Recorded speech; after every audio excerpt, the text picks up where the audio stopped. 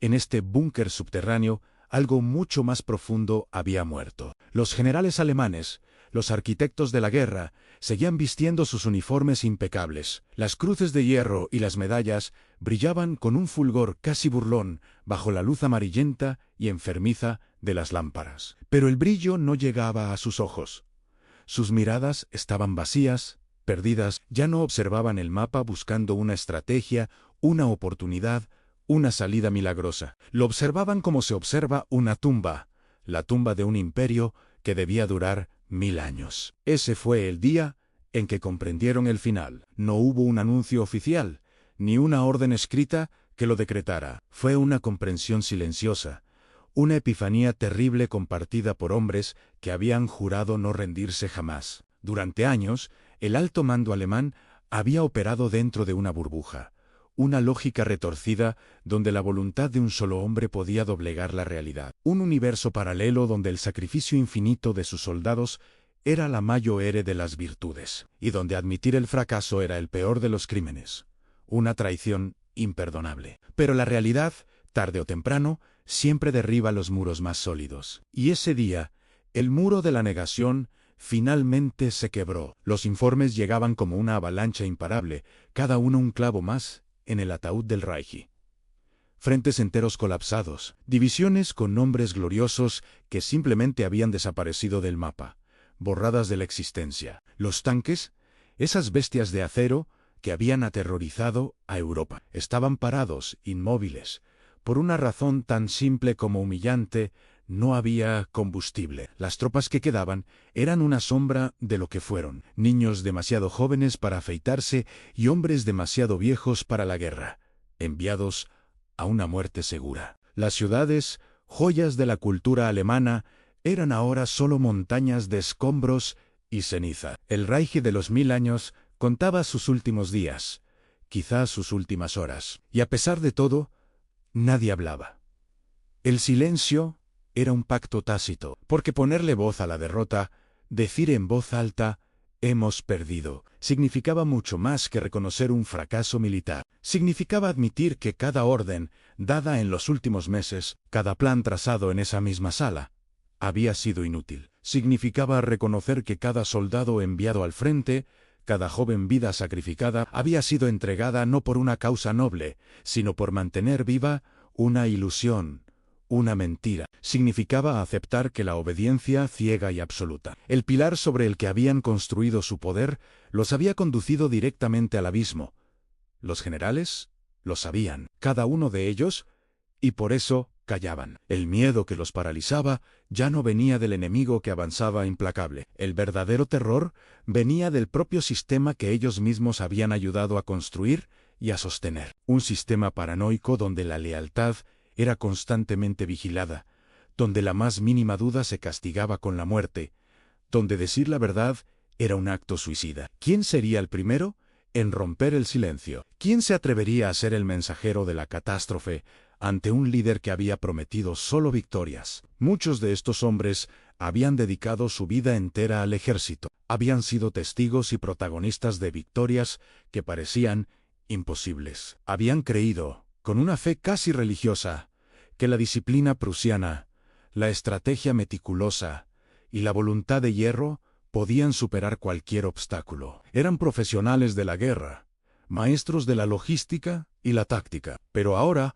toda su experiencia no servía de nada. Estaban atrapados en una trampa perfecta entre dos realidades igualmente mortales. Continuar una guerra ya perdida, enviando a miles más a la muerte, o ser los primeros en admitir la derrota y enfrentarse a la ira de un régimen que no perdonaba la debilidad. Ese día, en esa sala subterránea, no se libró una batalla con tanques o aviones, sino una batalla silenciosa en el alma de cada hombre presente. La batalla entre el deber y la realidad, entre el juramento y la razón. La guerra ya no se luchaba en los campos de Stalingrado o Normandía. La última batalla del Tercer Reich se libró en el silencio de una habitación, donde los generales finalmente entendieron que su mundo se había derrumbado, y su única respuesta fue callar, mientras el eco de la historia que ellos mismos habían desatado retumbaba afuera, acercándose para reclamar su precio. La guerra no terminó con una gran batalla final,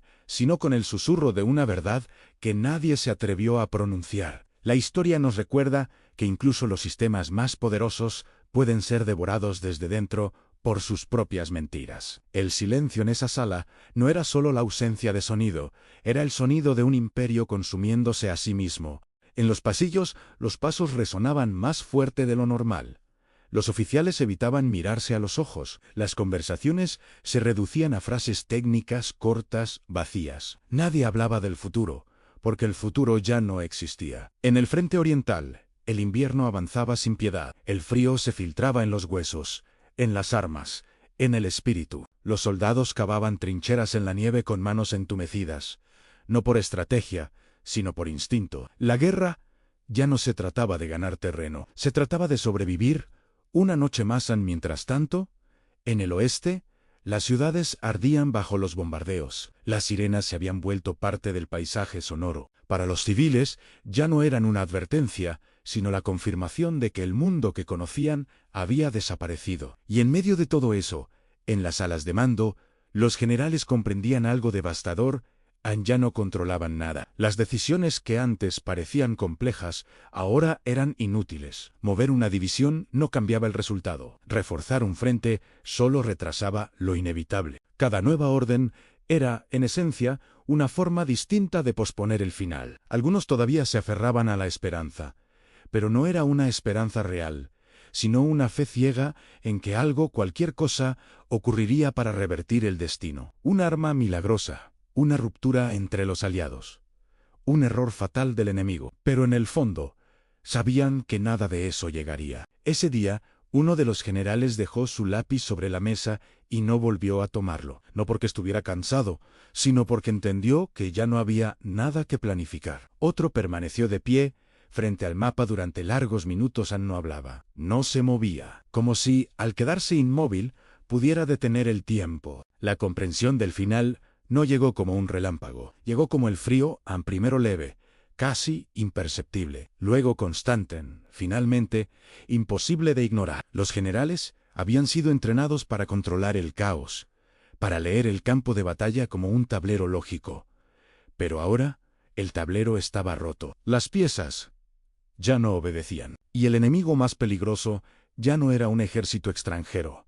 Era el tiempo. Cada día sin una decisión clara multiplicaba el costo humano. Pero tomar una decisión significaba desafiar una estructura construida sobre la obediencia absoluta. En ese sistema, el mando no servía para proteger vidas, sino para sostener una narrativa en la de una guerra que aún podía ganarse. Así que muchos ajustaron cifras, redactaron informes ambiguos, usaron palabras que evitaban la verdad directa. Repliegue táctico. Reorganización temporal. Sacrificio necesario. El lenguaje se convirtió en anestesia moral. Aceptar la derrota no era solo un acto militar, era un colapso psicológico. Muchos de ellos no temían a la muerte, temían sobrevivir sabiendo que habían obedecido cuando ya no tenía sentido obedecer. Los mapas ya no se actualizaban con precisión, no por falta de información, sino porque la información había perdido toda relevancia. ¿Qué importaba una ciudad más o menos cuando el sistema entero se estaba desmoronando? Y mientras todo esto ocurría, los soldados seguían marchando. No sabían que el final ya había sido comprendido en las altas esferas. Peleaban porque siempre habían peleado, porque detenerse significaba enfrentar una verdad para la que nadie los había preparado. La distancia entre el mando y el soldado nunca fue tan grande, no en kilómetros, sino en sentido. El Reich no cayó solo por la presión externa, cayó porque por dentro ya no quedaba nada que lo sostuviera. Ese día, la palabra rendición no se pronunció, pero estuvo presente en cada silencio, en cada mirada perdida. La maquinaria siguió funcionando por pura inercia, como un cuerpo que camina sin conciencia. Porque las guerras no terminan cuando se firma un papel, terminan mucho antes, cuando quienes las dirigen dejan de creer. Los generales alemanes entendieron el final antes que el resto del mundo, y cargaron con ese conocimiento en silencio, mientras miles de sus hombres seguían cayendo por una causa que, para ellos, ya no existía. No fue el día más ruidoso de la guerra, tampoco fue el más sangriento,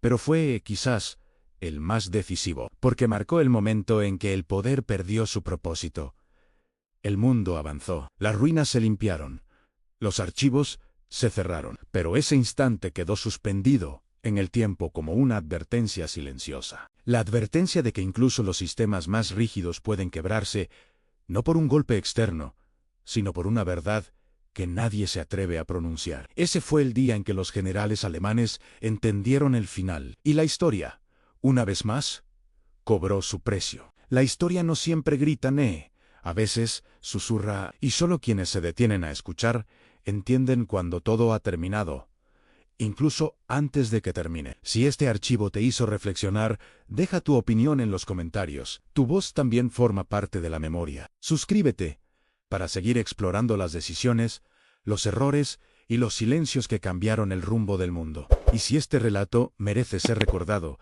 apóyalo con un like, porque mientras alguien recuerde, la historia no muere.